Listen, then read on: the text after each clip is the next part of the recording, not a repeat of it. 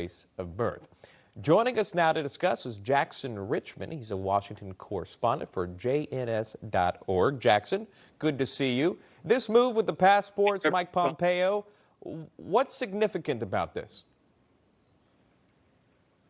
Trump recognized Jerusalem as Israel's capital in December 2017 and moved the U.S. Embassy in Israel from Tel Aviv to Jerusalem 5 months later. However, despite those moves, U.S. citizens born in Jerusalem were still unable to list Israel as their place of birth on their U.S. passport.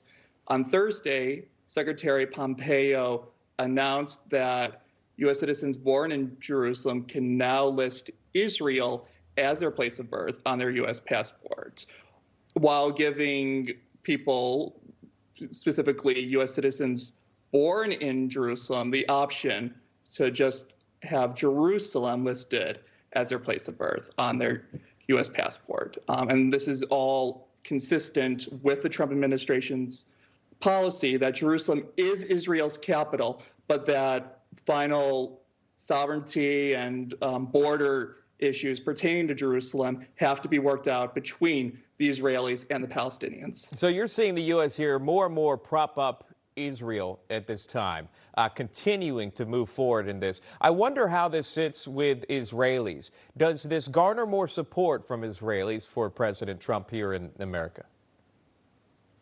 I think it does. I think the support for President Trump from the Israeli pro-Israel community was already there, has already existed, but I think this passport move only strengthens that and creates that consistency in the U.S. policy of recognizing Jerusalem as Israel's capital.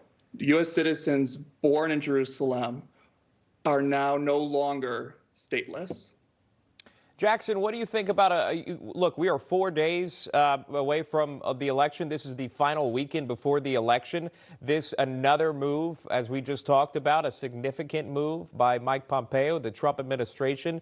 How does this weigh on the voters' mind as they head to the polls? Does this have any weight? Are there folks that see this and say, hey, this is something we want to continue to see? I think that remains to be seen.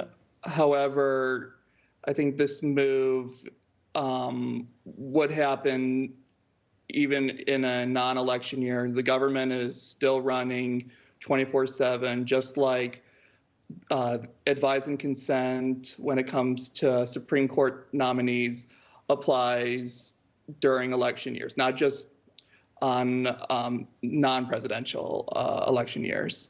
But I think support from the Jewish and pro-Israel community for President Trump will likely increase. And it's been touted that President Trump could get the highest percentage of the Jewish vote for any Republican presidential candidate. Sure. Look, before we go, I want to ask you about this. There is another name on the ticket. If it's not Trump, it's going to be Biden. I want to ask you this. Where do you think you stand here as far as Biden possibly entering another Iran nuclear deal? Does that worry you at all? What worries you most of a Biden presidency? I think it remains to be seen what a Biden administration would do on Iran. Vice President Biden has repeatedly said that he would re-enter the U.S. into the Iran nuclear deal if and when Iran complies with the joint JCPOA, the Joint Comprehensive Plan of Action, as it's formally called. His top foreign policy advisor, Tony Blinken, has reiterated the same thing, even saying that some sanctions on Iran would remain.